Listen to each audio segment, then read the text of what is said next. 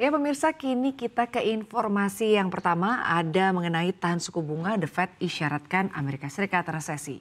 Bank Sentral Amerika Serikat, The Federal Reserve atau The Fed, kembali menahan suku bunganya di level 4,25 hingga 4,5% di bulan ini.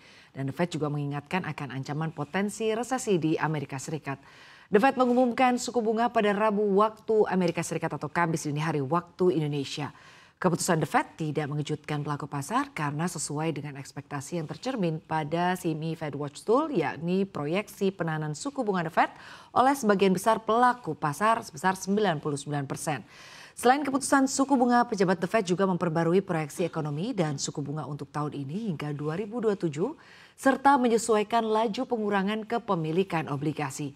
Dampak tarif Presiden Amerika Serikat Donald Trump dan kebijakan fiskal yang agresif berupa pemotongan pajak serta deregulasi masih belum pasti. Namun The Fed tetap memperkirakan pemangkasan suku bunga sebesar 0,5 poin persentase hingga 2025. Today, the Federal Open Market Committee decided to leave our policy interest rate unchanged. We also made the technical decision to slow the pace of decline in the size of our balance sheet. The median projection in the SEP for total PCE inflation is 2.7% this year and 2.2% next year, a little higher than projected in December. In 2027, the median projection is at our 2% objective. Our monetary policy actions are guided by our dual mandate to promote maximum employment and stable prices for the American people. At today's meeting, the committee decided to maintain the target range for the federal funds rate at 4.25% to 4.5%. Looking ahead, the new administration is in the process of implementing significant policy changes in 4 distinct areas: trade, immigration, fiscal policy, and regulation. It is the net effect of these policy changes that will matter for the economy and for the path of monetary policy. While there have been recent developments in some of these areas, especially trade policy, uncertainty around the changes and their effects on the economic outlook is high. Kita ke informasi berikutnya pemirsa, yakni terkait kripto yang siap-siap pesta pora. Pasar kripto bersiap menembus langit ketujuh bersamaan dengan semakin dekatnya akhir dari quantitative tightening QT di tahun ini. Melansir Polymarket dan Investing.com, Bank Sentral Amerika Serikat The Fed diprediksi sedang berusaha secara perlahan untuk menghentikan proses pelonggaran neraca keuangannya. Dengan kata lain, mengakhiri QT sebelum Mei 2025 atau 2025 dengan peluang perkiraan 100% dalam beberapa hari terakhir. Hal ini dipicu oleh Presiden Amerika Serikat Donald Trump yang memporak-porandakan perdagangan dan dapat mengakibatkan risiko resesi. Sehingga tindakan Trump dapat menciptakan kemungkinan penurunan suku bunga di pertengahan 2025. Kini Bank Sentral akan membiarkan hanya 5 miliar dolar Amerika Serikat hasil obligasi Treasury yang jatuh tempo mengalir keluar di setiap bulan. Ini turun dari 25 miliar dolar Amerika Serikat sebelumnya. Namun batas pelepasan sekuritas berbasis hipotek tetap 35 miliar dolar Amerika Serikat meskipun jarang mencapai level tersebut sejak QT dimulai.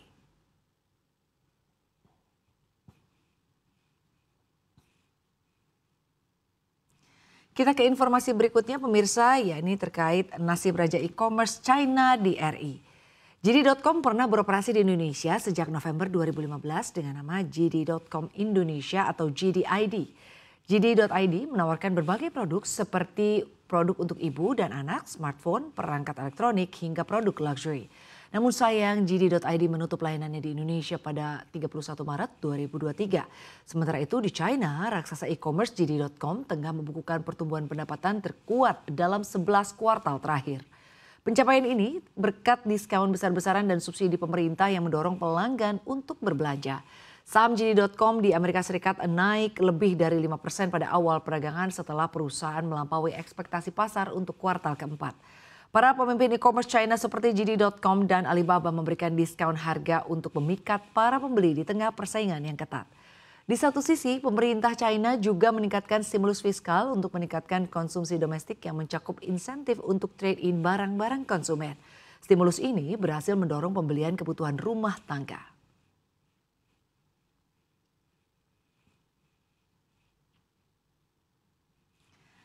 Kita ke informasi berikutnya, ya ini kabar gembira, ada kredit investasi untuk UMKM tekstil.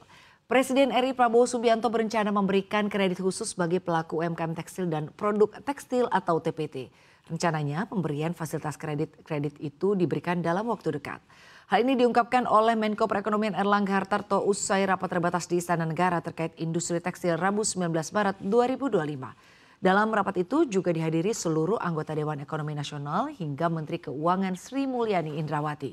Erlangga menjelaskan bahwa pemerintah sudah merumuskan paket kebijakan untuk revitalisasi permesinan bagi pelaku industri dan pemerintah juga menyediakan fasilitas kredit untuk subsidi investasi.